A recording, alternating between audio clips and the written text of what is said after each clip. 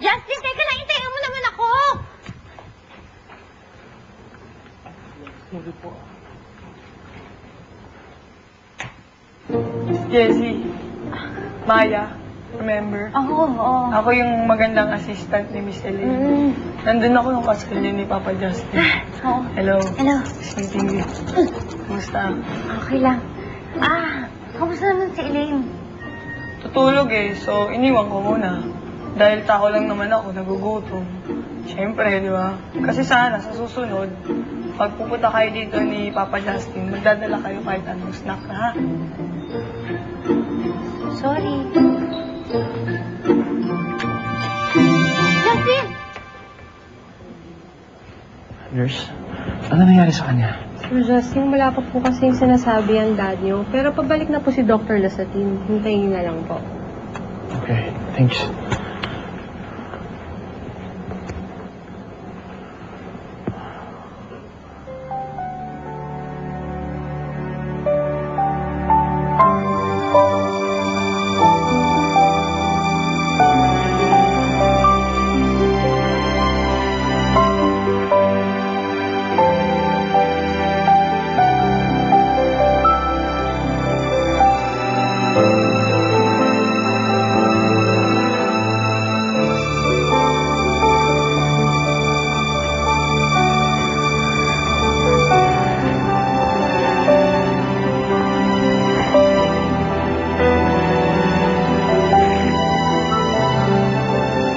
Jessie, bakit ka umiiyak?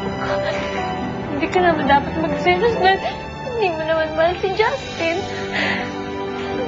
Yabang-yabang niya, bakit ka umiiyak? Bakit ka nagsiselos? Hindi ka naman dapat magselo. Hindi ko na mahal si Justin.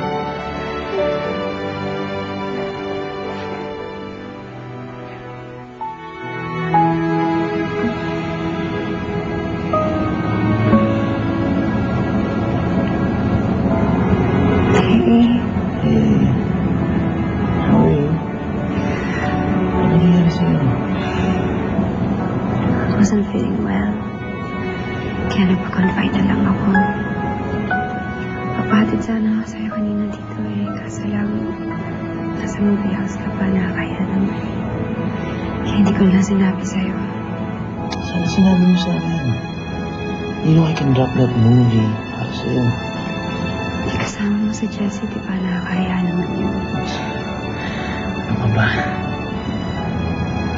I'm sure maintindihan ni Jessie yun.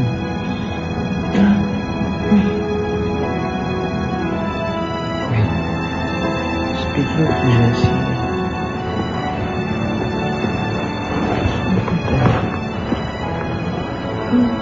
Kasama mo siya? Yeah, kasama ko siya a while ago. Wait lang ah. Nawala naman yung bird brain na yun.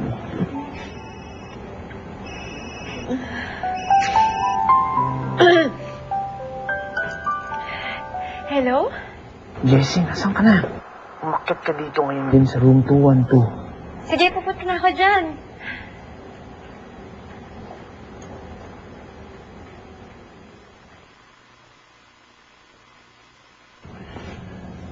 Chinek namin lahat, mukhang wala namang problema. Baka stressed out ka lang, Iha. Maybe you should get some rest.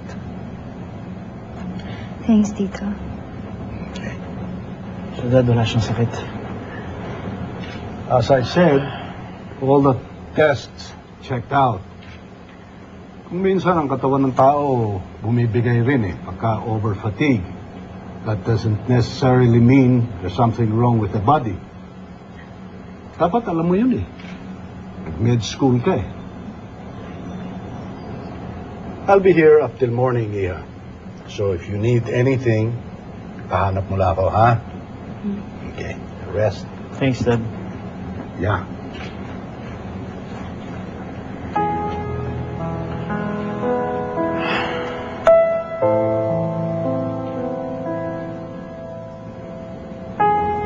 Why did you get some rest?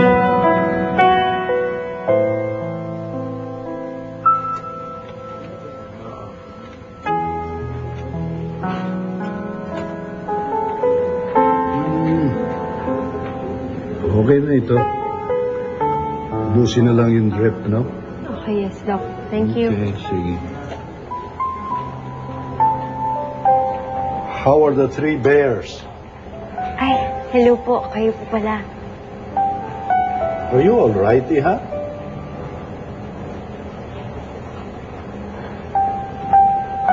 I can understand how you feel. Normal lang naman yan magselos ka kay Elaine eh. But I can assure you, kung ano man yung namamagitan sa kanila ni Justin, yung sa inyong dalawang Justin is certainly something more. Remember, ikaw ang pinakasalan niya.